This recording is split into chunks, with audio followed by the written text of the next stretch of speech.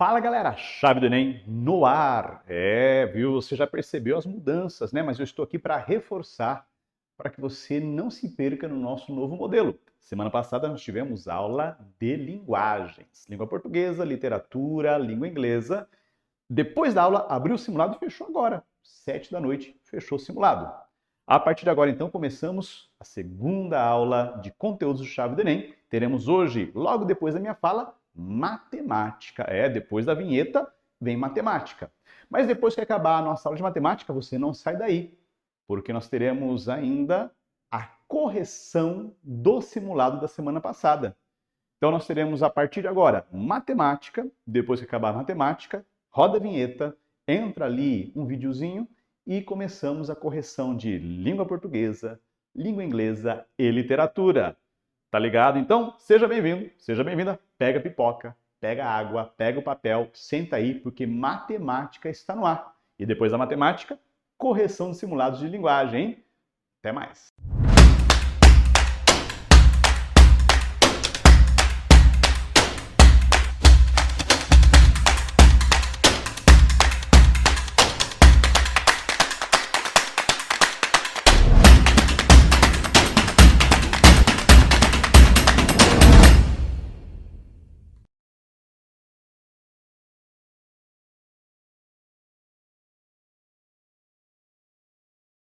Sejam bem-vindos ao Chave do Enem.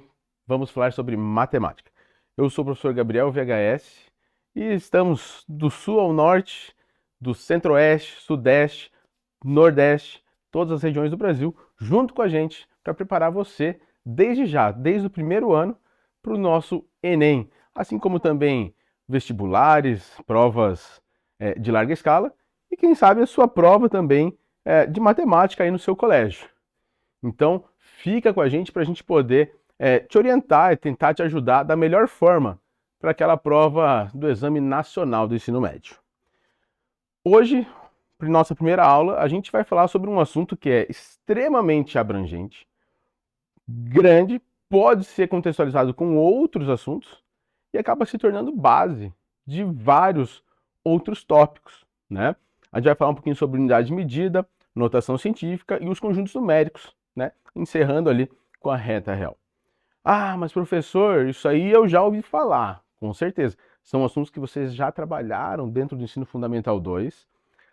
Esse ano, por exemplo, unidade de medida, vocês estão trabalhando isso em matemática, física, química.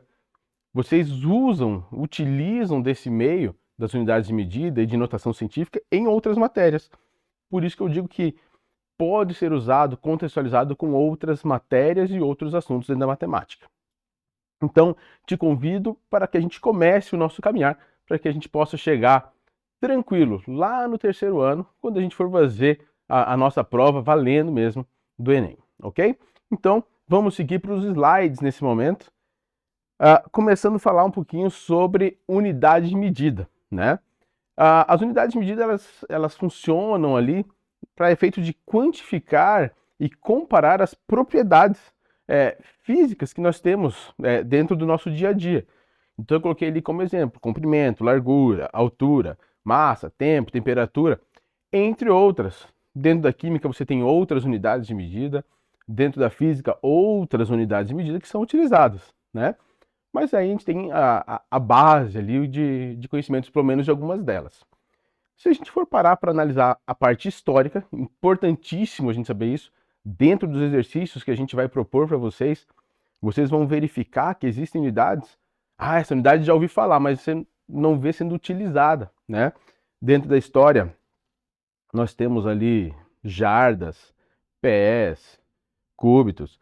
Então, existem N unidades de medidas que são utilizadas ou já foram utilizadas, mas que em algum lugar do mundo você usou isso aí. E aí, para que a gente possa ter uma linha de raciocínio universal, a gente tem um sistema internacional de medidas, que faz o quê? Ele vai padronizar as unidades que vão ser utilizadas. Então, dentro da física, você vê muito sobre o SI, né, o Sistema Internacional, para que você possa usar sempre as mesmas unidades nos exercícios. Dentro da química, as mesmas unidades. Dentro da matemática, dentro das provas que nós temos de vestibular, dentro do Enem, a gente vê muito ali essa jogadinha de unidade de medida, de querer usar uma unidade que não é tão utilizada para você fazer a transformação, né? Então a gente acaba trabalhando um pouquinho essa transformação de unidade. É importante a gente saber, basicamente a gente tem dois tipos de atividade para trabalhar com transformação de unidade de medida, né? Uma das ideias é quando a gente trabalha com propriedade de potência, quando a gente trabalha ali o prefixo, né? Que a gente vai falar um pouquinho sobre quilo, deca, hecta. Então a gente precisa simplesmente saber, não, esse prefixo significa o quê, né? Micro. Então a gente vai dar uma olhadinha a respeito dessas unidades de medida. Quando for de prefixo, potência de base 10, propriedade de potência.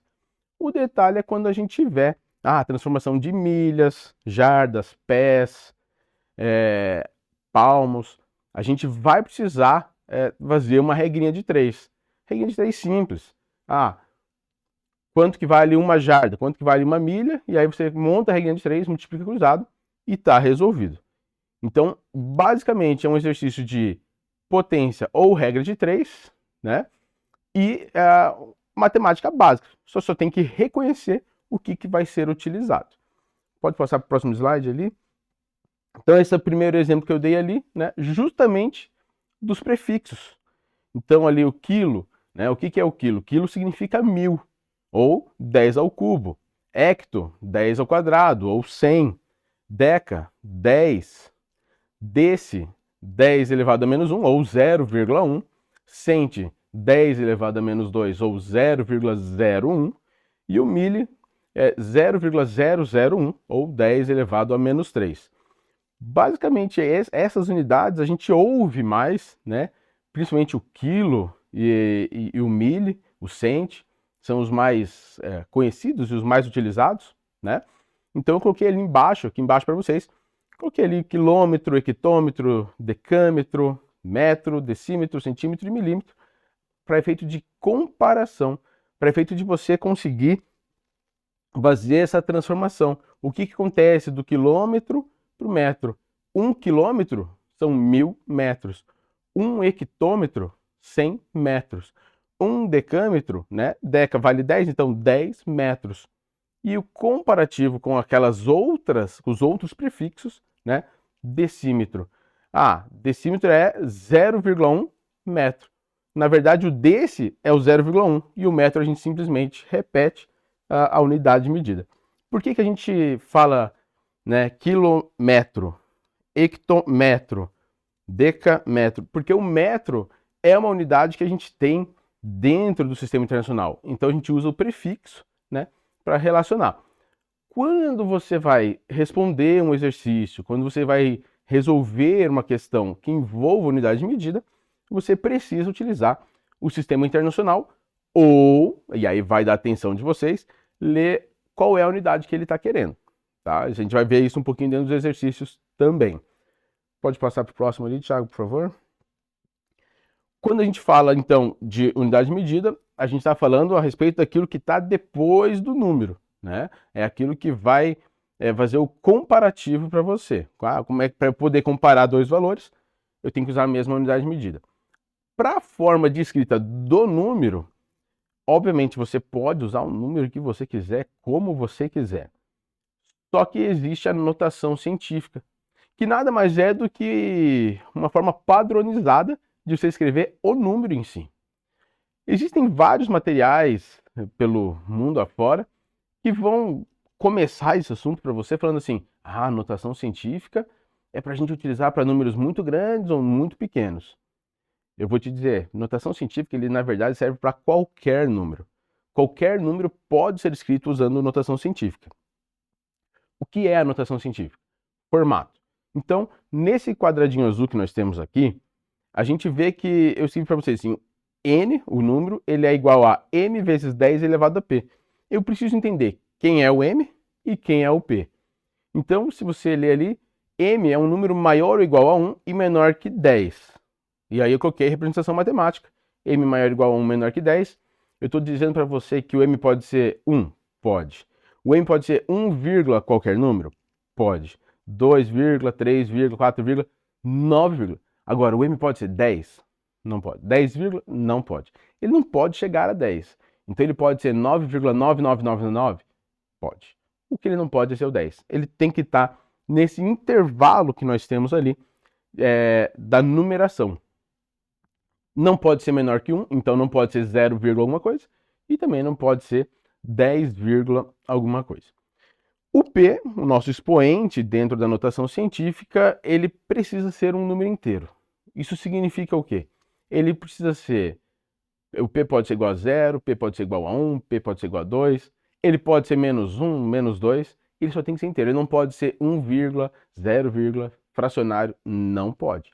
A gente vai falar um pouquinho sobre conjuntos numéricos, que faz parte desse assunto, né? Então, o P obrigatoriamente precisa ser um número inteiro, tá certo? Então, essa é a forma de escrita.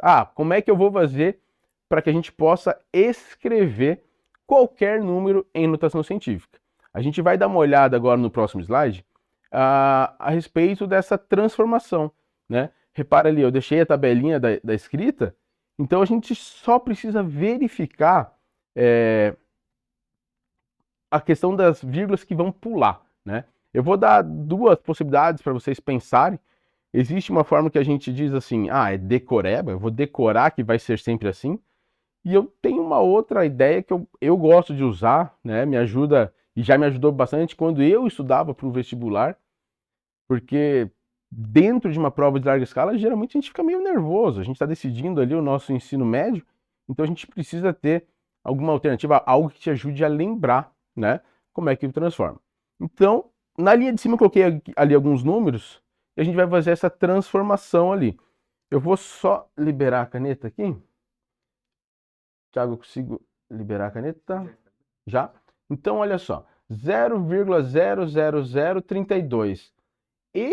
Essa vírgula que está depois do zero aqui, ela não pode ficar ali, porque lembra que o M não pode ser menor do que 1. Ele não pode ser 0, ele tem que ficar entre 1, né, maior ou igual a 1, e menor que 10. Então, essa vírgula que está aqui, ela obrigatoriamente tem que ficar aqui, ó, entre o 3 e o 2. E aí a gente simplesmente vê quantas casas a vírgula vai andar. Daqui para cá, 1, 2, 3, 4. Então a vírgula vai andar 4 casas para a direita. Então a gente já vai colocar a vírgula no 3,2 e aí a gente coloca vezes 10 elevado a menos 4. Por que menos 4? Porque a gente andou 4 casas. O que eu vou mostrar para vocês, que eu usei bastante quando eu fui fazer o vestibular há muito tempo atrás, ela se refere a esse desenho aqui. Opa. O que é isso aqui? Talvez alguns não reconheçam. Esse desenho... Só quem brincou no parquinho vai reconhecer. Só quem brincou no parquinho, quem teve infância dentro de um parquinho. Isso ali se chama gangorra.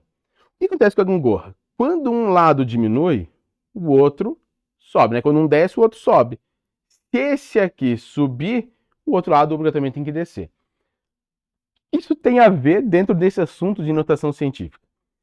É um comparativo. O número era 0,00032. O número que a gente vai escrever agora é 3,2. De 0,00032 para 3,2, eu pergunto para você, aumentou ou diminuiu? Subiu ou desceu? Subiu, né? Era 0, ficou 3, subiu.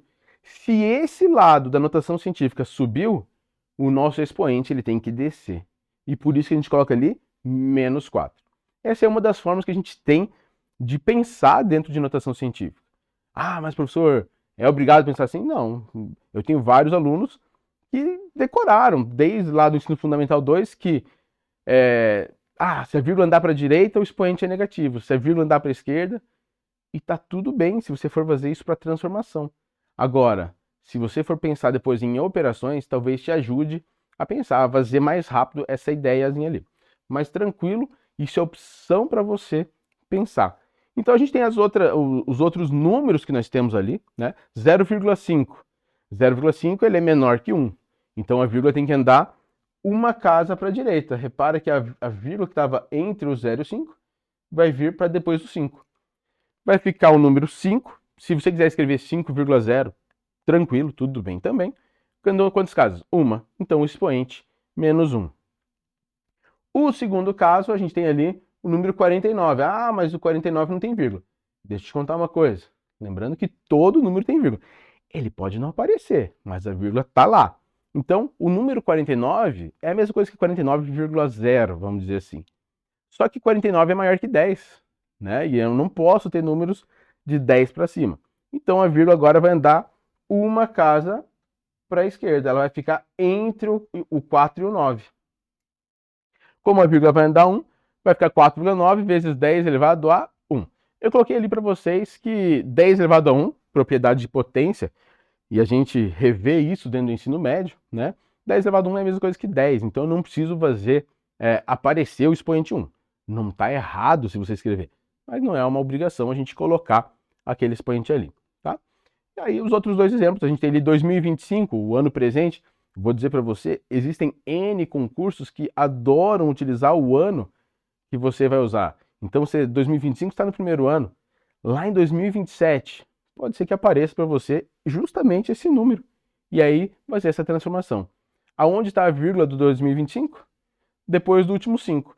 Eu preciso que essa vírgula ande até o 2, né? Para ficar 2, alguma coisinha. Então, 2,025 andou 3 casas para a esquerda. Repara que de 2025 para 2,025 diminuiu, então agora o nosso expoente aumenta, então o nosso expoente é positivo. E o último exemplo que a gente tem ali, 1 milhão, né? 1 milhão, reconhecer também a questão da fala desses números. 1 milhão, a gente tem a vírgula lá no final do último zero. Se eu quiser escrever em forma de notação científica, a minha vírgula precisa andar até o 1 ali. Então, são 6 casas que ele vai andar, da onde está a vírgula até o 1, por isso que vai ficar 1 vezes 10 à sexta. E ali eu também escrevi, né? 1 vezes qualquer número vai ser ele mesmo. Eu não preciso colocar esse 1, tá? Ele continua sendo válido a notação científica, mesmo que esse 1 não apareça. Tá joia? Tiago, pode passar pra gente? E aí agora a gente vai indo para conjuntos numéricos. E aí eu já vou dizer para você, de extrema importância, que você reconheça os conjuntos, quem é quem dentro dos conjuntos, e que você saiba fazer as operações com cada elemento dos conjuntos numéricos. Os conjuntos numéricos eles surgiram dentro da história da humanidade, pouco a pouco, não foi tudo de uma vez só não, tá? Então, você pega lá nos primórdios, né? Se a gente for parar a pensar sobre a necessidade do ser humano, coisas que não mudaram até hoje. Se eu for falar sobre a história da humanidade, lá atrás, o ser humano ele tinha a necessidade de mostrar aquilo que ele tinha, os pertences que ele tinha. Porque quanto mais você tivesse, melhor você seria perante a sociedade. Não que isso tenha mudado alguma coisa dentro de algumas visões que nós temos, mas então surgiram as necessidades de quantificar. E aí surgiram os números naturais. Os primeiros números que surgiram dentro da história matemática são os números naturais, representados pela letra N. São os números mais básicos que nós temos, né? Começa com 0, 1, 2, 3, 4, 5, 6, 7, 8, 9, 10, 11. E são infinitos valores. Por quê? Porque todos esses números eles indicam quantidade de pertences, a quantidade daquilo que eu tenho ou que qualquer um tenha. Ah, mas eu não tenho nada. Então a gente representa pelo 0. Ah, eu tenho 1. Então você tem o número 1 que representa aquele teu pertence. E nós temos algumas variações dentro de conjuntos. Repara ali na tela que o N é 0, 1, 2, 3, 4, 5, 6, 7, até o infinito.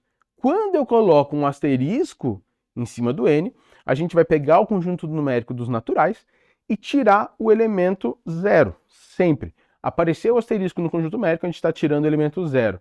O que isso significa para nós? Significa que a gente vai ter os naturais não nulos, que a gente chama, que começam não mais no 0, mas começa no 1. Então, 1, 2, 3, 4, 5, até o infinito. A gente só tira o elemento 0. E por muito tempo a sociedade ficou justamente com esses números para poder dizer quantitativo de pertences que a sociedade tinha. Depois, passado um tempo, surge um novo conjunto. Passa para nós lá, Thiago. que é o conjunto dos inteiros, né? Qual era a necessidade do ser humano? Por que apareceram os inteiros? Continuava sendo essa questão de querer mostrar o poder, né? Preciso mostrar que eu tenho. Só que o que acontece? Eu não tenho nada. Eu vou pegar emprestado com quem tem. A partir do momento que eu pego algo emprestado com quem tem, eu estou criando para mim uma dívida. E eu precisava representar. A necessidade do ser humano era representar essa dívida. Então, eu não tenho nenhum camelo, vamos dizer assim. Então, eu pegava o camelo com alguém, aquele camelo eu mostrava para todo mundo como se fosse meu, mas a representação numérica que eu tinha era uma dívida com quem me emprestou aquele camelo ali. Então a gente precisava justamente uma forma de representar essa dívida, né? Essa questão de você ficar devendo a alguém. E para isso surgem os números opostos aos naturais. O que são os opostos aos números naturais? São todos os naturais colocando um sinalzinho de menos na frente. Então, quando a gente pega para falar sobre os inteiros, né, o conjunto dos inteiros, a gente tinha os naturais 0, 1, 2, 3, a gente vai começar para o outro lado também fazer essa sequência numérica. Então, eu estou no 0. Se para um lado eu tinha o 1, para o outro eu tenho o menos 1, porque ele está do lado oposto do 0. Se eu tinha o 2, para o outro lado menos 2, 3, menos 3, e vai seguir também com infinitos elementos. Então eu tenho infinitos números positivos nos inteiros e tenho infinitos números negativos nos inteiros, tá? Todos eles sendo correspondentes um com o outro. Eu tenho sempre um valor positivo e um valor negativo. Tranquilo? Eu tenho também as variações. Eu coloquei ali para vocês, né? Então, coloquei ali o Z dos números inteiros com asterisco. O que é esse asterisco? É o não nulo. Então eu pego todos os inteiros e eu tiro o 0. A segunda representação que nós temos ali, o Z com aquele maisinho embaixo, a gente chama aquilo ali de inteiros não negativos. Inteiros não negativos. Então tem que tomar um certo cuidado, apareceu aquela representação ali, e se atentar. Eu não posso falar que são positivos. Por quê? Porque naquele Z+, ele continua aparecendo 0. O Z+, que a gente tem ali, ele pode ser considerado como os naturais, tá? É justamente os naturais. Os Z- são os inteiros não positivos. Então é o 0, menos 1, menos 2. A gente trabalha com conjuntos naturais só com os opostos, incluindo o 0. E aí a gente tem os últimos dois, que seriam os D+, e os Z-, com o asterisco em cima. Já entendemos. O asterisco tira o 0, né, professor? Exatamente.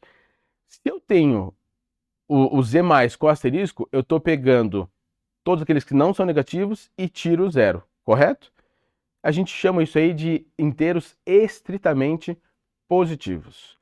Começa no 1, 2, 3, 4, 5, 6, até o infinito. Se eu tenho Z- com asterisco, a gente chama de inteiros estritamente negativos.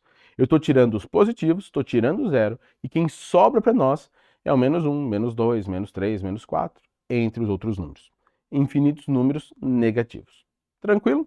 E aí a sociedade ficou um bom tempo com essa possibilidade, né? Trabalhamos com esses números.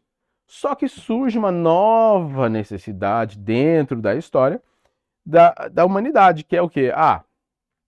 Puxa, eu cacei um animal e eu não tenho, né? Eles não tinham a tecnologia de geladeira para guardar. Talvez não seja viável deixar estragar esse alimento. E aí eles começam a aprender, né? A ter essa compreensão de divisão. Eu posso dividir. Eu tenho aqui uma caça inteira, posso dividir em 2 partes, 3 partes, 4 partes. Então surgem os números que podem ser escritos em forma de fração. Thiago, passa para a gente lá, ó, conjuntos numéricos dos racionais, representado pela letra Q de quociente. Quociente é o resultado de uma divisão. Para facilitar, a gente vai fazer o seguinte. Os números racionais são aqueles números que podem ser escritos em forma de fração. Eles podem ser representados.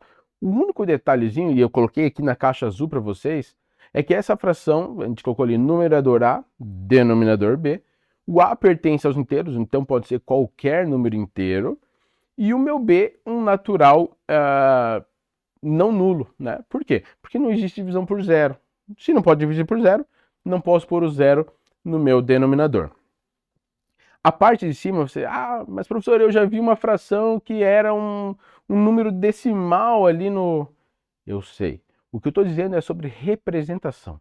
A representação de um número racional, ele tem que ser possível escrever numerador, um número inteiro, e a parte de baixo, um número natural não nulo.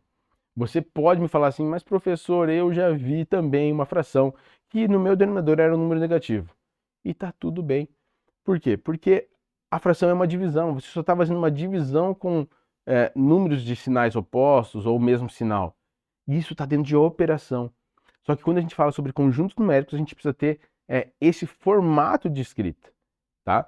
O que eu posso te dizer, tentar te orientar, é que todo número racional é dividido em 3 grupos menores. Seriam os números inteiros. O que eu estou te dizendo é, todo número inteiro é racional. Todo número inteiro pode ser escrito em forma de fração. E isso é básico. Por exemplo, o número 2 é 2 sobre 1. Mas existem outras frações equivalentes. 4 sobre 2, 6 sobre 3. Todas essas frações representam o número 2. Tá? Os outros 2 grupos são números decimais finitos, tem vírgula e tem fim. 0,25, 3,49. São números que têm vírgula e tem fim.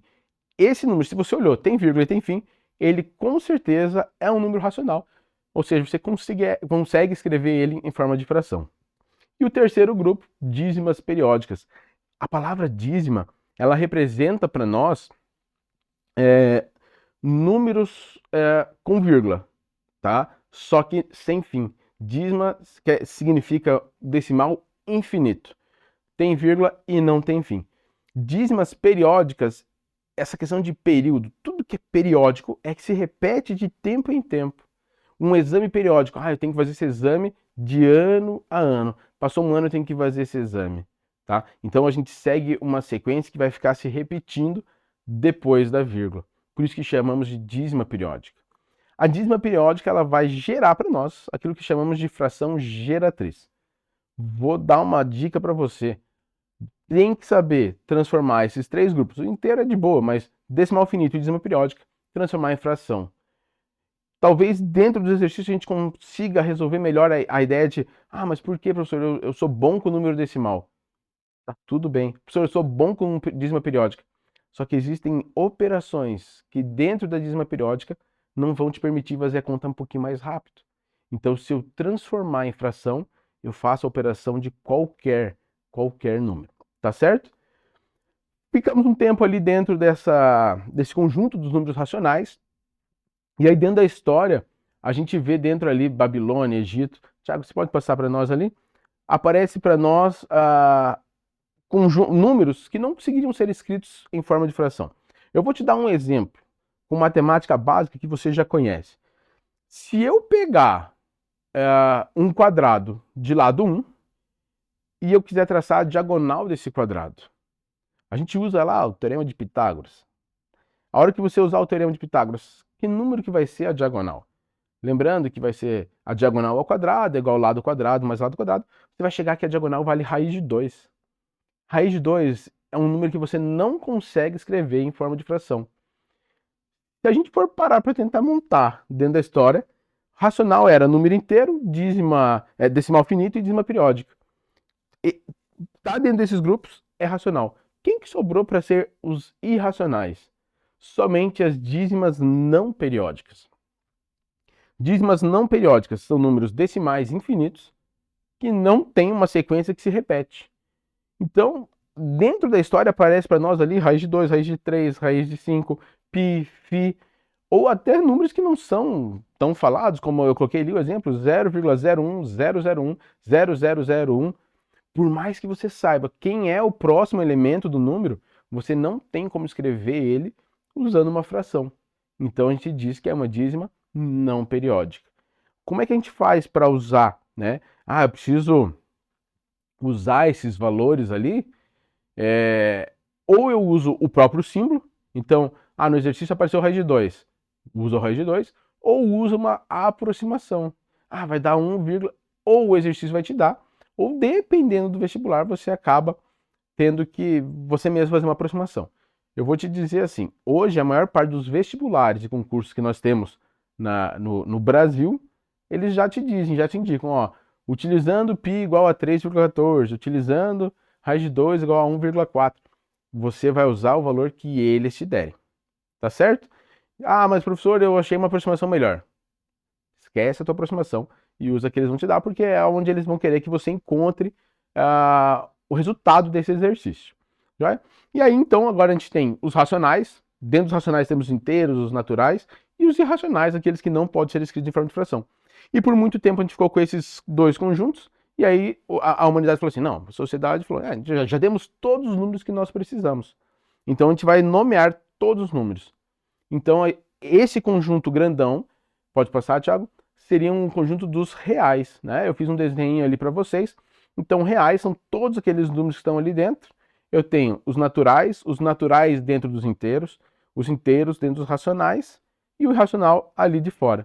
E todos esses números são os reais. É uma ideia de lógica que a gente tem que ter, né? Quem está dentro de quem? Então eu posso falar que todo natural é inteiro? Posso. Posso dizer que todo inteiro é racional? Posso. Todo racional é real? Posso. Agora, todo inteiro é natural? Não. Não posso. Tem que só ter esse cuidado na hora de você determinar quem está dentro de quem. Tá joia? Então, como a gente teve dentro da história da humanidade até o presente momento de vocês, eu estou dizendo que vai aumentar, esses números, eles pegaram então forma de representação desses números. Para terminar a aula de hoje, a gente vai ver ali uma última partezinha, onde eu coloco os reais, né? A gente pode representar todos os números reais dentro daquilo que chamamos de reta real. Dentro da reta real tem os números naturais, tem os números inteiros, tem os números racionais e eu posso pôr os irracionais. Lembrando que o irracional, por ser uma dízima não periódica, a gente sempre vai fazer um valor aproximado, né? Que nem eu coloquei ali na reta para vocês, em alguns pontos, os valores bem aproximados daquilo que ele tem dentro dos reais. Tá certo? Então, o que a gente precisa da aula de hoje? Reconhecer a quem pertencem esses números e, desde já, digo, saber fazer as operações de adição, multiplicação, divisão, subtração, potência com esses valores aí. Tá certo? Vamos ficar por aqui nessa nossa primeira aula.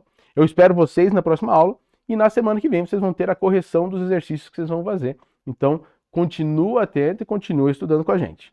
Até a próxima!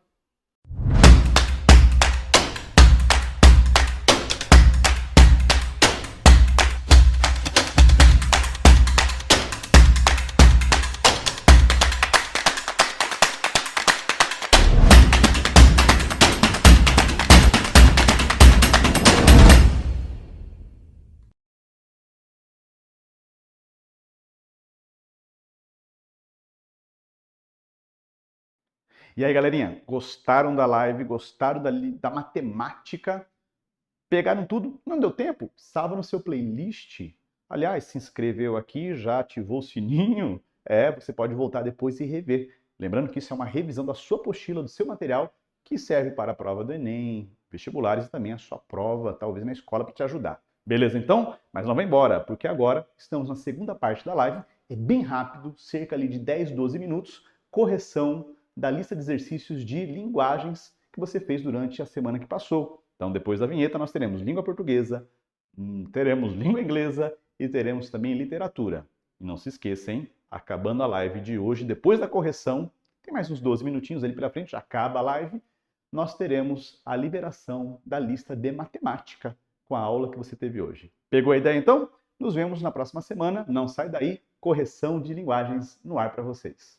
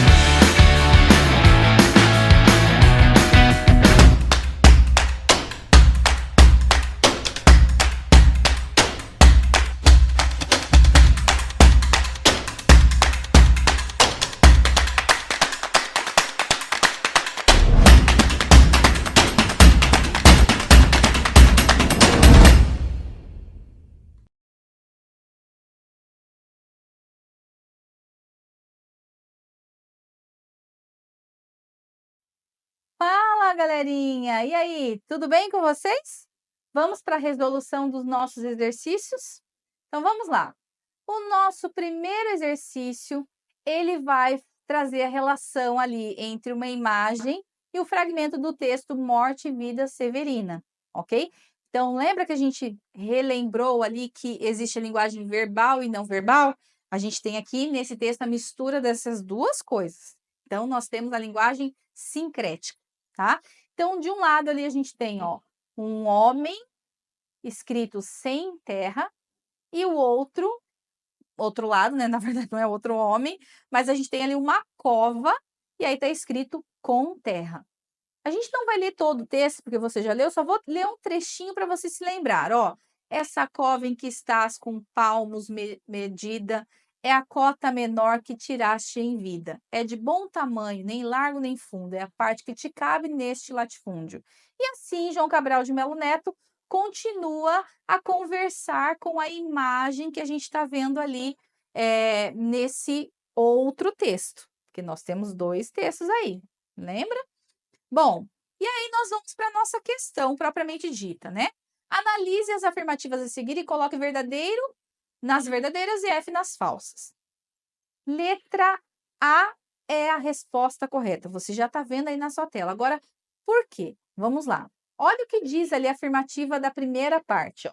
O poema não tem nenhuma relação com a charge, pois não se pode relacionar dois tipos de linguagem diferentes, completamente diferentes, verbal e visual. Gente, não precisa nem ler o resto, né? A gente estudou que não, que existe sim a possibilidade de você mesclar esses dois tipos diferentes de linguagem. Inclusive, existe um nome próprio para isso, linguagem sincrética ou mista. Errado, falso. Próxima afirmação ali, ó. O poema de João Cabral de Melo Neto desenvolve a temática da desigualdade social à semelhança da charge, que também aborda a mesma questão. Ambos tomam como ponto de partida a posse da terra. Há entre as duas mensagens uma única preocupação, que é a aquisição de bens materiais. Gente, muito pelo contrário, né? Ele não fala sobre aquisição de bens materiais, só diz o seguinte, que enquanto ele estava vivo, ele não tinha terra nenhuma. E quando ele morreu, entre aspas, ele passou a possuir uma terra, que é onde ele está enterrado. Então, isso não está trabalhando bens materiais aí, né? Então, também é falsa essa afirmação. A próxima afirmação diz o seguinte, ó. A charge apresenta, tanto quanto o fragmento do texto de João Cabral, uma crítica à condição do lavrador, que durante toda a vida trabalha a terra, mas só tem direito a ela quando morre. Não é isso que está acontecendo ali? Sim, tá? Na próxima, falsa também, ó. Diferentemente do texto escrito, a imagem revela um novo tipo de transmissão de mensagem, em que se encontra eliminar a linguagem verbal. De jeito nenhum, ambas são necessárias para a compreensão desse texto. E, por último, ali as duas mensagens tematizam a questão da posse da terra. Ok, é isso mesmo, né? Então, quando ele estava vivo, não tinha posse. Quando ele morreu, consequentemente, ele tem a posse da terra. A nossa segunda questão, eu já vou aqui, ó, direto para a resposta, ela vai falar sobre essa imagem, esse texto publicitário. Então, nós temos ali a garrafa, os pés, representando alguém que morreu, estupidamente gelado para as duas condições, e embaixo diz o seguinte, não dirigir quando beber. Esse é o Código de Trânsito Brasileiro, tá? Olha lá a pergunta, na peça publicitária, os elementos verbais e não verbais foram usados a fim de levar a população a quê? A incompatibilizar as bebidas alcoólicas com a direção de automóveis, desculpa, tá? Então, não tem como eu fazer uso da bebida alcoólica e dirigir. Se isso acontecer, o que vai acontecer? A gente vai morrer, tá? Não prevenir-se quanto aos efeitos do álcool, não associar o consumo de bebidas à ideia de morte na juventude, até porque não é só jovem que morre, se bebe, dirige e tem um acidente, né? Qualquer tipo de pessoa. Então, a resposta correta seria a alternativa D, ok? Questão 3, também vou diretão na resposta aqui, ó. De acordo com esse texto, a palavra caminhal é um exemplo de fenômeno que revela o quê? A riqueza da diversidade linguística em contextos de fronteira, porque esse texto ele vai falar sobre o uso de pessoas que falam espanhol e o sotaque que isso sai quando ele fala caminhão, né? E isso é uma riqueza, mostra, na verdade, a riqueza da diversidade linguística. E não que isso seja um problema, não tem a ver com variedade histórica isso, né? Nem uma criação de neologismo, palavra nova. Necessidade de alteração ortográfica na língua espanhola não tem nada a ver com a língua espanhola. É de um espanhol que fala português e, por isso, ele carrega semelhanças do espanhol na hora que ele fala o português, né? Então, por isso que a alternativa certa é a D. E, por último, nós temos aqui essa imagem com várias formas de se falar pão, né? Em vários lugares do Brasil. Essa imagem evidencia o fenômeno da variação linguística denominada de geográfica ou regional, né? Então, esses diferentes nomes para pão têm a ver com essa questão. E não é uma questão social, nem etária, nem histórica e muito menos situacional, ok? Então, espero que vocês tenham arrasado. Até mais! Hey everybody, welcome back! Vamos agora às resoluções do simulado. E aí, você usou as dicas que a teacher deixou para você? Vimos ali muito sobre leitura, simple present e frequency adverbs. Agora vem comigo. A primeira questão do simulado, nós temos ali, ó, We are now a nation obsessed with the cult of celebrity.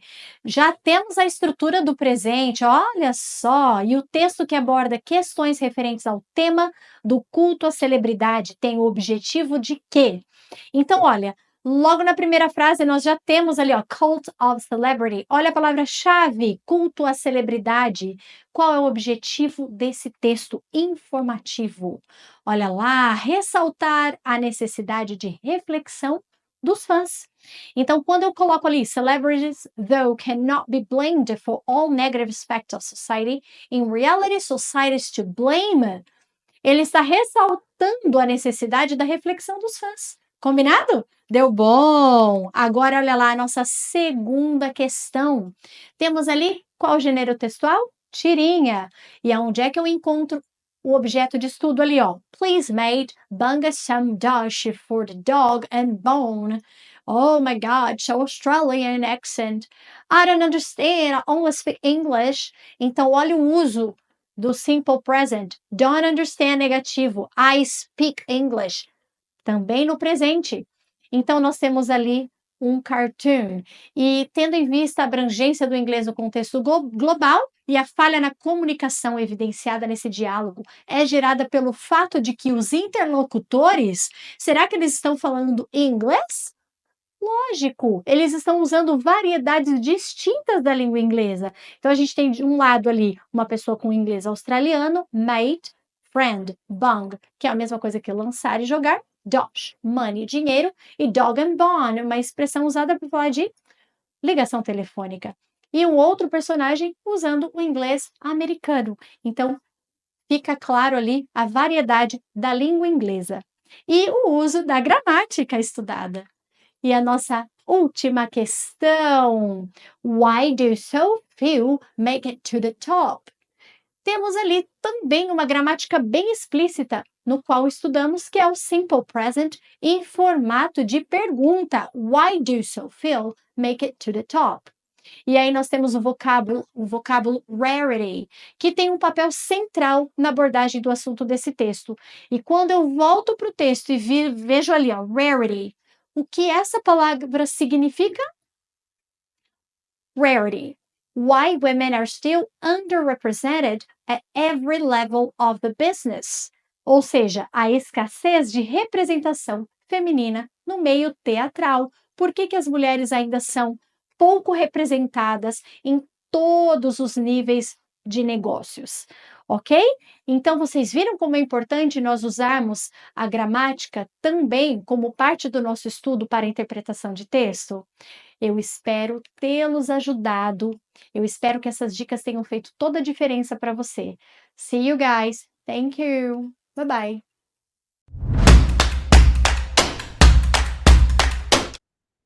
Olá, galera!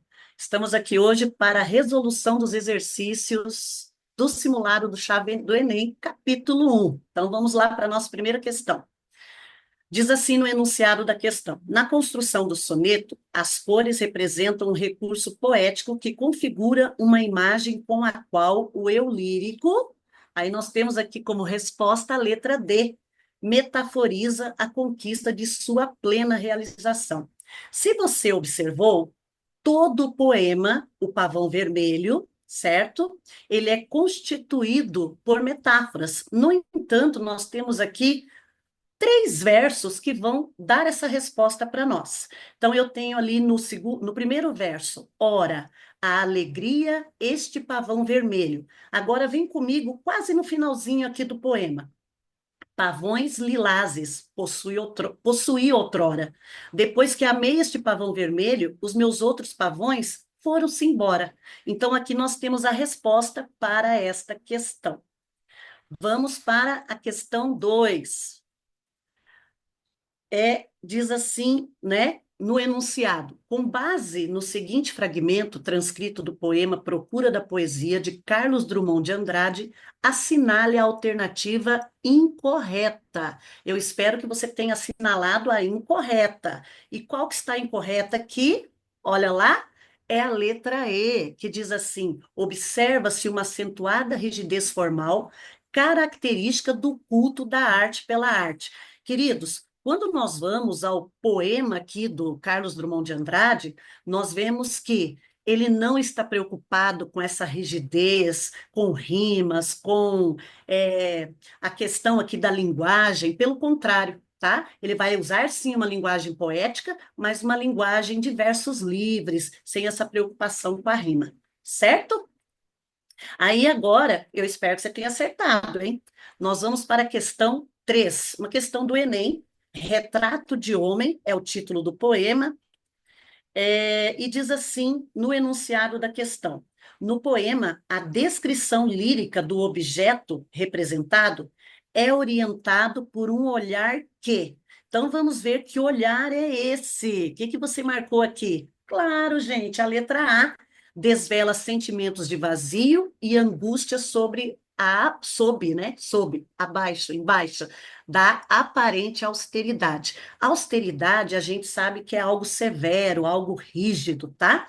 Então, nós voltamos aqui ao poema e nós vamos ver aqui que tem algumas palavrinhas que dão essa dica para nós.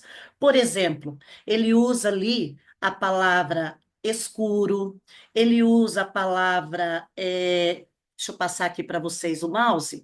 Olha, ele usa a palavra tensão. Aí depois a gente vai indo para os outros versos, ele usa a palavra solitude, né?